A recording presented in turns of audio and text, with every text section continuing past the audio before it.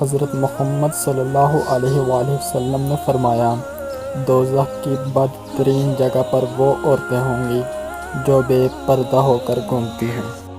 حضرت حتیجہ الکبریٰ سلام اللہ علیہا نے فرمایا، عورت کے لیے بہترین زیور پردہ ہے، اور پردہ دار عورتیں جنت میں میری بیٹی فاطمہ سلام اللہ علیہ کے ساتھ ہوں گی۔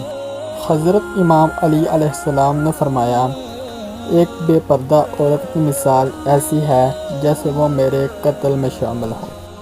خاتون جنت حضرت فاطمہ سلام اللہ علیہا نے فرمایا، بے پردہ عورتوں کی شفاعت میں فاطمہ سلام اللہ علیہا نہیں ہوں گی۔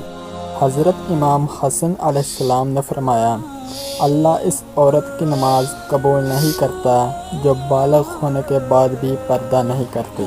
حضرت امام حسین علیہ السلام نے فرمایا، عورت کا پردہ کرنا شہید کے خون سے افضل ہے۔